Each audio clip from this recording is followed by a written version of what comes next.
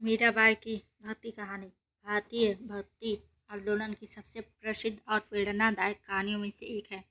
मीराबाई का जन्म राजस्थान के मेड़ता राज्य में लगभग 1498 में हुआ था। वे राठौर राजवंश से थे और बचपन से ही भगवान कृष्ण के प्रति गहरी भक्ति रखते थे। उनका विवाह चित्तौड़ के राजा भोजराज से हुआ, लेकिन उनकी भक्ति और प्रेम भगवान कृष्ण के प्रति अटूट रहे। मीराबाई की कृष्ण भक्ति की शुरुआत एक अद्भुत घटना से मानी जाती है। एक बार मीरा ने अपने घर में भगवान कृष्ण की मूर्ति को देखा और उसे अपने प्रीतम के रूप में स्वीकार कर लिया। तभी से उन्होंने कृष्ण को अपना पति मान लिया और उनका सारा जीवन उनकी भक्ति में समर्पित कर दिया।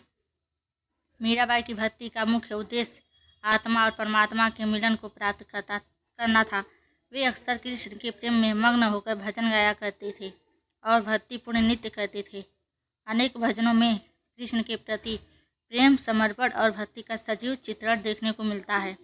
वे अपनी भावनाओं को इतनी गहराई से व्यक्त करती थी कि उनके भजन आज भी लाखों लोगों के दिलों को छूते हैं। मीरा की भक्ति यात्रा कठिनाइयों से भरी हुई थी। उनके परिवार और समाज ने उनकी भक्ति को स्वीकार नहीं किया और उन्हें तरह तरह के कष्ट दिए, परंतु मीराबाई ने समाज के बंधनों और परिवार के विरोध की परवाह नहीं की और पूरी तरह से भगवान कृष्ण को समर्पित रही।